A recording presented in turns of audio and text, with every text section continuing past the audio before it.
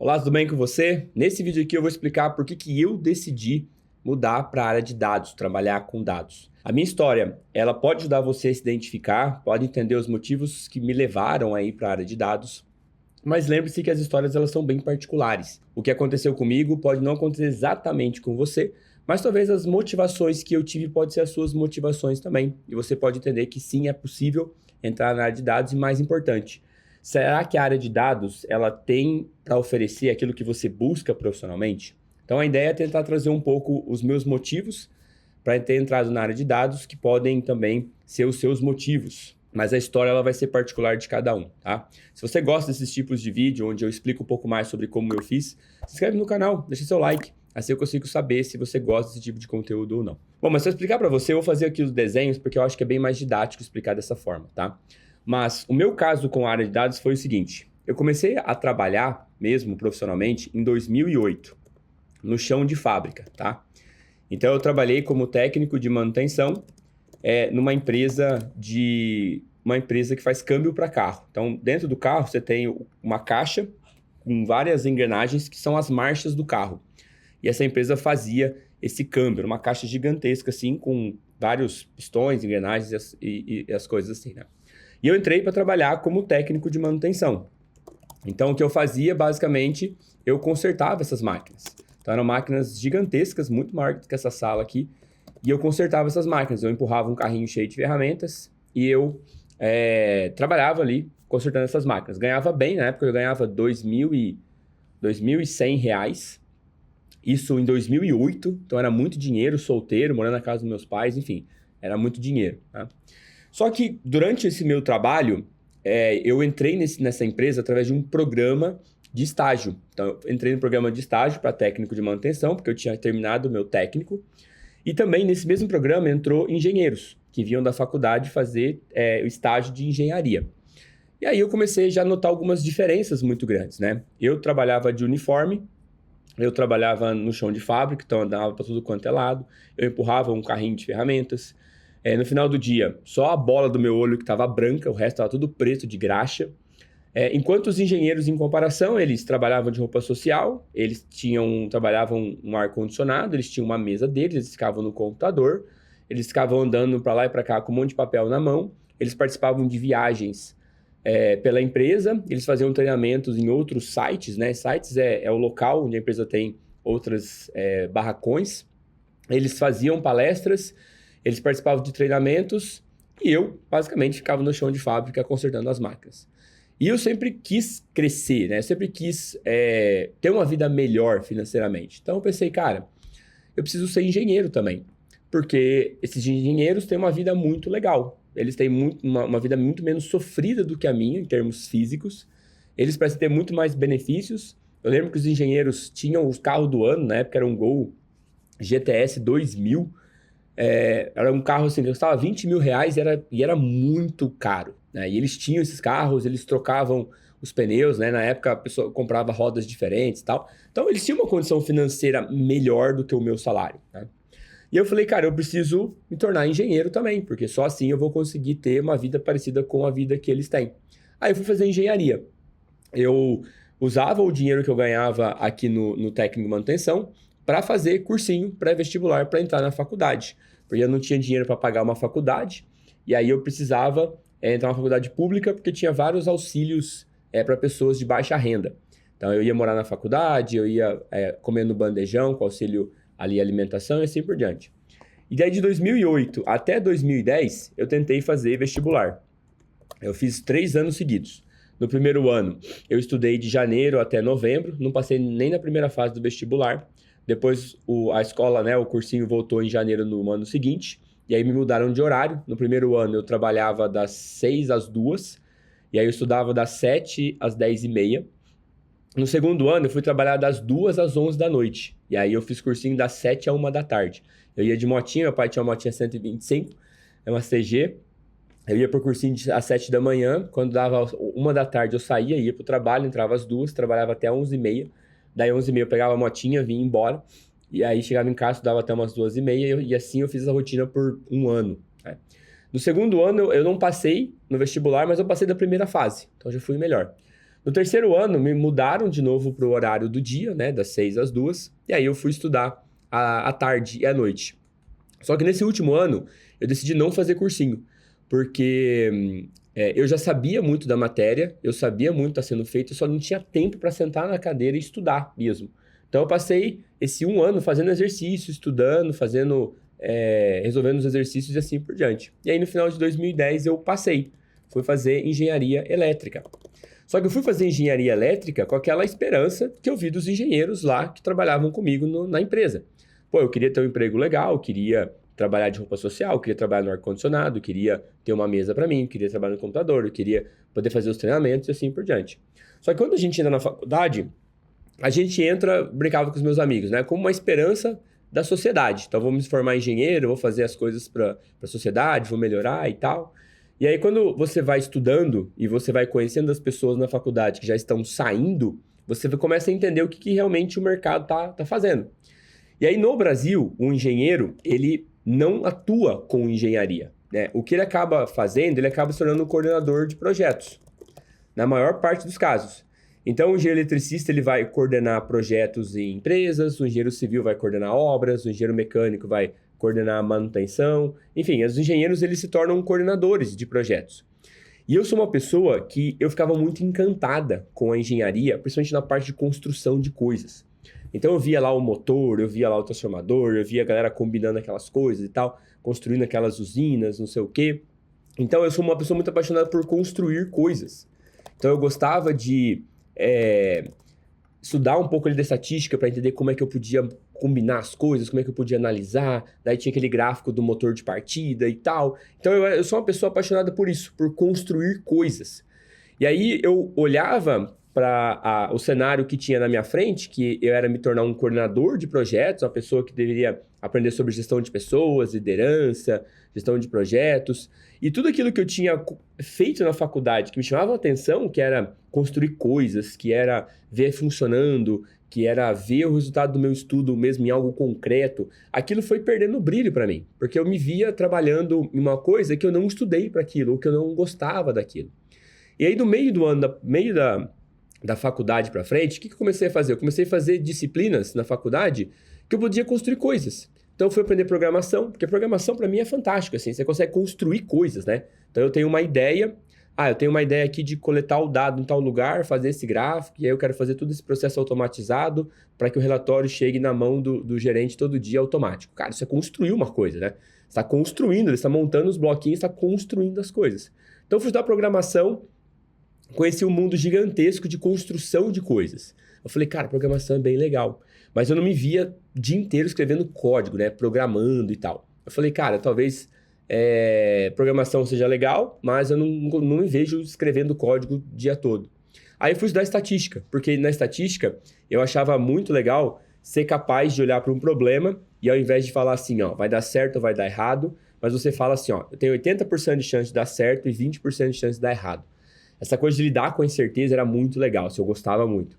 Aí eu fiz estatística, fui monitor de estatística, porque eu gostava. Não contava pontos para me formar na engenharia elétrica, não tinha notas para especializar nada. Eu só queria aprender o negócio da estatística porque eu achava legal. E aí, quando eu comecei a olhar a engenharia do ponto de vista do Brasil e começar a entender que eu não trabalharia como engenheiro, eu comecei a pesquisar no mercado outras áreas que eu pudesse trabalhar. Então, quais eram as áreas que eu poderia atuar sendo engenheiro? E aí, no começo, foi um pouco difícil para mim, porque eu pensava assim, cara, mas eu sou engenheiro, como é que eu vou trabalhar com marketing se eu não sei nada de marketing, só sei de engenharia? Como que eu vou trabalhar, por exemplo, escrevendo código, analisando dados, se eu sou engenheiro, eu não tenho formação em análise de dados? Então, foi aí que eu descobri que, no fundo, na verdade, de uns anos para cá, as pessoas, os profissionais, eles não são vistos mais como título, principalmente em tecnologia, mas eles são vistos pelo conjunto de habilidades. Ou seja, quando você contrata um médico, você vai num dermatologista. Você sabe que a palavra dermatologista significa estudo da pele. Então, você vai numa pessoa que é especializada em pele. Em tecnologia, você não tem essa relação tão direta. Então, por exemplo, eu preciso de uma pessoa que saiba analisar dados. O que é preciso saber para analisar dados? Bom, raciocínio lógico, tem que trabalhar um pouco com números, tem que saber Excel, tem que ter um pensamento estruturado. Quem são as profissões que desenvolvem essas habilidades? O engenheiro é uma pessoa que faz isso. O engenheiro trabalha muito com números, essas fórmulas matemáticas que ele está envolvido ajudam ele no desenvolvimento lógico, ele é uma pessoa de pensamento geralmente estruturado. Geralmente o perfil das pessoas que fazem engenharia são pessoas mais calculistas, são pessoas mais pé no chão, são pessoas que gostam de ver números. Então vamos trazer os engenheiros para resolver o problema de dados aqui. E aí quando eu descobri isso, meio que caiu a ficha para mim, que eu podia trabalhar em qualquer área que exigisse as habilidades que eu tivesse desenvolvido na engenharia. E aí a área de dados ela surgiu como uma candidata. Então apareceu lá a área de dados. Aí eu falei, cara, área de dados, né? Mas dados beleza, eu tinha contato com dados na faculdade, tinha contato com dados ali, fazendo os relatórios dos laboratórios práticos da faculdade, mas eu não sabia que daria para ganhar dinheiro com dados, né? Você tem uma profissão onde as pessoas pagam você por analisar os dados da empresa. Até antes eu não sabia. Aí eu comecei a pesquisar sobre dados. Bom, o que dá para fazer com dados? Dados você vai fazer o seguinte, você vai coletar, você vai limpar, você vai analisar, você vai extrair os insights e você vai fazer apresentações para as pessoas entenderem o que você fez. Bom, legal. Quais são as habilidades que precisa? Você precisa ter raciocínio lógico, você precisa ser um cara pensamento estruturado, você precisa ser uma pessoa que gosta de números. Falei, tem tudo a ver comigo, porque afinal de contas eu venho da engenharia. Na engenharia eu tinha tudo isso aqui, só que não estruturado dessa forma. Aí eu comecei a pesquisar mesmo na área de dados. Aí eu falei, a área de dados ela tem algumas coisas legais aqui. Então, você tem salários aqui que começam de 3.500, né, a 5.500. Então, meu primeiro trabalho foi como analista de BI. Então, eu comecei como analista de BI, porque na época não tinha esse nome de cientista de dados. Meu primeiro salário foi literalmente 3.500, tá? 2015. Aí, 3.500 a 5.500 era o salário inicial. Outra coisa que me chamava a atenção também, trabalhava com tecnologia. Então, eu poderia trabalhar com programação, trabalhar com banco de dados, ou seja, com todas aquelas ferramentas que me permitiam construir coisas. E aí, qual que é o resultado final do trabalho da pessoa de dados? A pessoa de dados ele é um produto de dados, então é um produto de dados que ajuda na tomada de decisão. Legal. O que é esse produto de dados? Tomada de decisão. Esse produto de dados pode ser um gráfico, pode ser um algoritmo, pode ser uma previsão, pode ser alguma coisa que ajude a pessoa a tomar uma decisão. Aí eu falei, a área de dados parece ter as coisas que eu procuro. Principalmente essa parte aqui, de conseguir trabalhar com tecnologia a ponto de construir coisas. Então, eu posso construir uma análise, eu posso automatizar essa análise, eu posso fazer uma análise de vários jeitos, eu posso construir um algoritmo, eu posso treinar um algoritmo, eu posso fazer previsões, eu posso criar uma estrutura, eu posso organizar os dados, eu posso construir coisas, né? Eu sou uma pessoa construtora, eu gosto de construir coisas, eu gosto de pegar as peças e juntar essas peças para fazer uma solução. Eu vejo a tecnologia como um Lego. Então, Python para mim é uma pecinha de um Lego, banco de dados é uma pecinha de um Lego. As técnicas estatísticas de análise é uma pecinha de um Lego. E aí eu junto todas elas e eu gero uma solução daquilo. Isso para mim me encanta muito, né? Eu sou uma pessoa construtora nesse sentido. Eu gosto de construir coisas. E isso vem de mim desde a época que eu trabalhava lá como técnico de manutenção. Porque eu lembro que quando eu trabalhava como técnico de manutenção, você tinha os operadores de máquina, que eles ficavam parados na máquina, assim, fazendo as operações ali para usinar as peças. E eles ficavam o dia todo fazendo a mesma coisa na mesma máquina. E eu, como técnico de manutenção, eu estava cada hora num lugar. Então, numa hora eu estava consertando a máquina do João, depois, na hora seguinte, eu estava consertando a máquina do Pedro, depois, na hora seguinte, eu estava consertando a máquina do Márcio. Eu ia conhecendo gente, eu ia me relacionando, eu ia consertando as máquinas, eu ia vendo problemas diferentes, eu ia conhecendo tecnologias diferentes. Algumas máquinas tinham robôs, outras não tinham. E aí eu lembro que eu olhava para o pessoal que trabalhava como operador, eu falava, cara, essa vida não é pra mim, velho. Não desprezando a galera, nem nada disso, mas essa vida não é pra mim. Eu não consigo ficar quieto, assim, eu não consigo ficar fazendo coisas repetidas. Eu acho que é jogar um potencial meu fora. Eu sou uma pessoa que gosta de construir coisas. Eu preciso ter essa liberdade de montar as peças para construir soluções. E soluções que gerem o valor. Então eu enxerguei exatamente mais ou menos o mesmo trabalho como eu tinha lá no técnico de manutenção dentro da área de dados. Eu podia construir coisas, eu podia dar manutenção nas coisas. Né? Eu podia criar coisas novas para gerar solução. E quanto mais soluções eu gerava, mais eu crescia, mais eu ganhava. E hoje, né, o que a gente vê em home office, as coisas veio muito depois, né? O home office mesmo, em 2017, foi mais ou menos que começou, ele era um diferencial na vaga. Então você aplicava para as vagas em São Paulo, principalmente, e tinha lá home office de segunda a sexta. É um negócio novo, assim, não existia isso. E aí era muito incrível, porque se você mora em São Paulo, se você já trabalhou em São Paulo, já morou lá, sabe o quanto é benéfico você ficar em casa segunda e sexta-feira em São Paulo, ainda mais um dia chuvoso. Então, o home office, ele apareceu como um diferencial de talento. Então, beleza, eu tenho que contratar boas pessoas. Só que as boas pessoas, elas estão empregadas e elas realmente ganham bem. Então, as pessoas não vêm só pelo dinheiro, ela vem por alguma coisa a mais. E se alguma coisa a mais era o diferencial das vagas do home office. Só que quando a pandemia aconteceu, depois ela voltou, né? Depois que a gente saiu do pós-pandemia, mais ou menos em 2020, 2021, né? Uma coisa assim. As empresas, elas viram que as pessoas de tecnologia, principalmente de tecnologia, né? Outras profissões eu já não posso dizer, elas podem trabalhar de casa. Você consegue fazer o mesmo trabalho de casa e de qualquer lugar. Então, o que começou a acontecer? São Paulo não ficou mais o único lugar para você atrair talentos. Então, agora você pode contratar a pessoa lá de Maringá, no Paraná, você pode contratar as pessoas do Nordeste, Recife, você pode contratar as pessoas do Rio Grande do Sul, você pode contratar as pessoas do Goiás, pessoas do Mato Grosso, você pode contratar talentos em qualquer parte do país.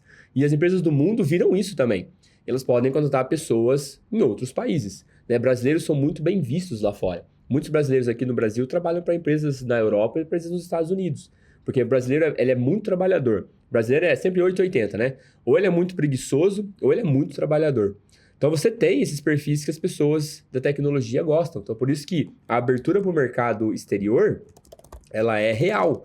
Né? Você ganhar em dólares, você trabalhar para uma outra empresa no exterior, analisando dados. Então, quando eu olhei para isso aqui, né, até onde tinha de benefício na área de dados, fazia muito sentido para mim.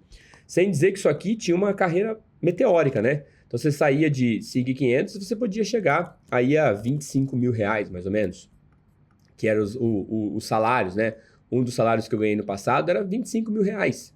CLT, com todos os benefícios, tinha bônus. Então, o crescimento da carreira era muito exponencial e é justificado porque o valor que você gera. Uma coisa é você dizer para outra assim, olha, pega isso, faz isso e pronto. Quem gerou valor nisso é quem pensou em como fazer. Então, por exemplo, se você é uma pessoa que faz trabalho manual repetitivo, o valor disso está em quem pensou nesse processo. Então, seu chefe que falou assim, olha, você vai juntar o A, B, C e D e vai executar sempre assim, ó, A, B, C, D, A, B, C, D, A, B, C, D. O valor não está na execução do A, B, C, D, porque eu posso pegar qualquer pessoa na rua e ensinar a pessoa a apertar o A, B, C, D. O valor está em você pensar em como juntar o A, B, C, D. Então, o valor na área de dados está em como você pensa nessas peças para integrar as coisas e gerar uma solução. E quanto mais solução você gera, mais a empresa cresce. Quanto mais a empresa cresce, mais você cresce junto. Ou seja, mais o seu salário cresce, mais os seus benefícios crescem. Então, a área de dados ela tinha tudo o que eu queria. Ser capaz de juntar as peças para gerar valor e com esse valor ter um retorno financeiro crescendo para ter salários que tivessem uma vida bem mais confortável. E aí, obviamente, o home office agora veio com um benefício ainda melhor. Trabalhar no exterior ainda melhor, mas é um negócio muito recente, não é um negócio passado. Então essa aqui é a minha história de como eu vim para a área de dados.